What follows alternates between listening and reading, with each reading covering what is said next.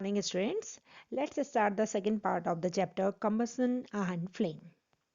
Today we will learn about the conditions necessary for the combustion. Let's start the chapter. Okay. Now, first we will do one activity. I will explain with the help of this activity. For this activity, uh, fix a lighted candle on a table and put the glass chimney over the candle and rest it on a few wooden blocks in such a way that the air can enters in it. Okay. Now observe what happened to the flame. Now second case. Now see the second case. Now remove the blocks and let the chimney rest on the table. Again observe the flame and finally put a glass plate over the chimney and watch the flame again. What happens in the three cases? Okay, then see. I'm going to tell you. In the first case, the candle burns freely when the air can enters into the chimney from the downside. Now, in the second case, when the air does not enters into the chimney from the downside or below, because now it is resting on the directly on the table, the flame flickers and produce the smoke. And now in third case, now see in this third case, C case, the flame finally goes off because air is not available. It is not entering from downside and from the upside also. Glass plate is over there, so in the absence of air, the candle goes off. Okay. Now see next. We have read that the sun produces its own heat and light. Is it also same kind of combustion? Then no. This is a different process. This process through which heat and light is produced by the sun, that is called nuclear reaction. That is due to the nuclear reaction. Okay, this is called this is called nuclear reaction. Now next, place a piece of the burning wood or charcoal on an iron plate or tawa, right? Cover it with a glass jar or a tumbler or a transparent plastic jar so that you can observe everything which is happening inside. Does charcoal stops burning after some time? Can you think of the reason why it stops burning? Yes, it stops burning after some time. The reason is same as it was in the first case, in the first experiment. Due to the absence of the air, the charcoal stop burning after some time. Now, conditions necessary for combustion. There are three conditions which are necessary for the combustion. The first condition is that the substance must be combustible. I told you about the combustible and non-combustible substances. Then the substance should be combustible. It means fuel should be there. Then second is the medium surrounding the substance should support combustion, like presence of oxygen. Oxygen should be there. Oxygen present into the air is needed for the burning. When the supply of air is cut off, the substance stop burning. And any substance or the medium which supports combustion is called supporter of combustion. On the other hand, there are so many substances which do not allow substance to burn. For example, hydrogen, nitrogen, carbon dioxide, they do not allow substances to burn, and these are called non-supporter of combustion. Then conclusion is that oxygen should be present. Now third is the substance should be heated to its ignition temperature. Now all combustible substances do not catch fire and burn in the same manner. The lowest temperature at which substance catches fire is called its ignition temperature.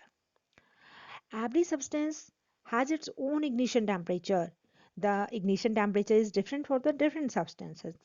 And those substances which catch fire easily, they have the low ignition temperature. They have the low ignition temperature. It should be ignition, low ignition temperature. And those substances which are difficult or they catch fire very late or then they have the high ignition temperature.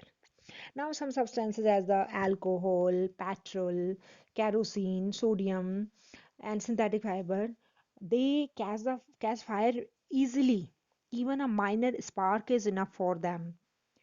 It means they require less temperature. At the low temperature, they start burning. It means their ignition temperature is low.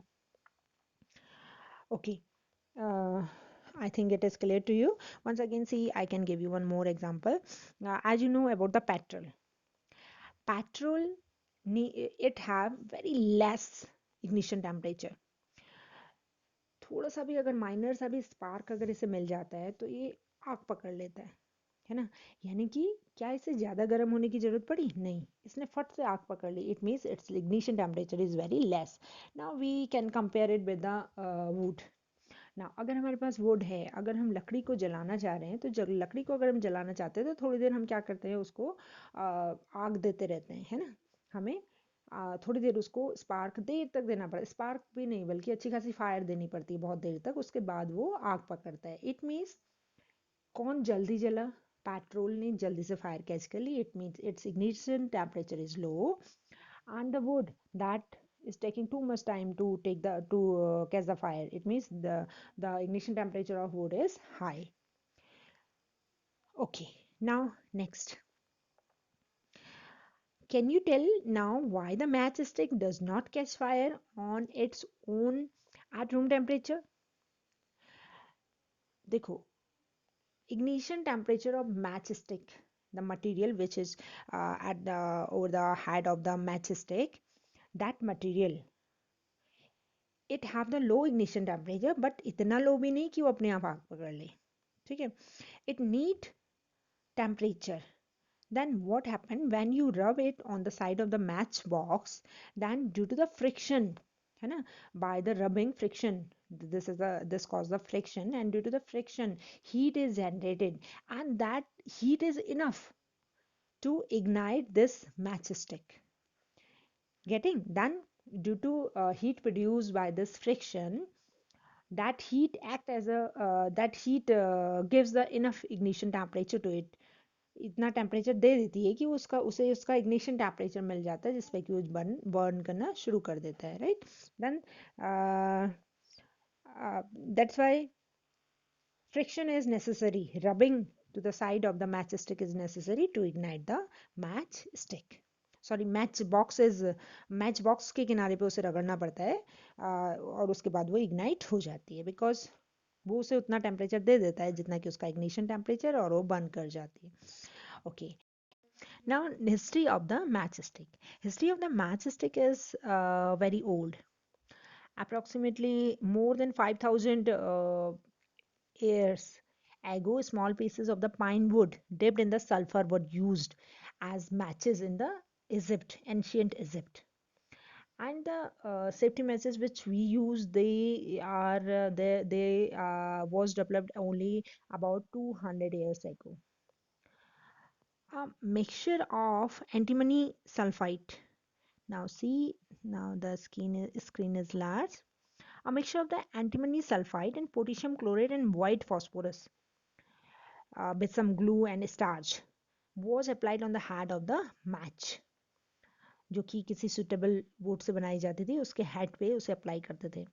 When these struck against the rough surface, then the white phosphorus got ignited due to the heat of the friction, and this start the combustion of the match. And this white phosphorus, that is very dangerous for the workers as well as for the users. Nowadays,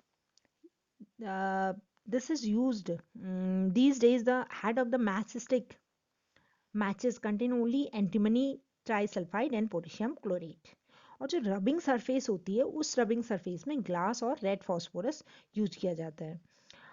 जब इस match stick को, इसके head को जब हम rubbing surface से रब करते हैं तो उसमें जो रेड फॉस्फोरस है वो कन्वर्ट हो जाता है वाइट फॉस्फोरस में, and that react with the potassium chlorate, and the match stick had to produce enough heat to ignite the antimony sulfide and start the combustion. Okay, now this is enough for, hope you understand this, and enough for today. Thank you.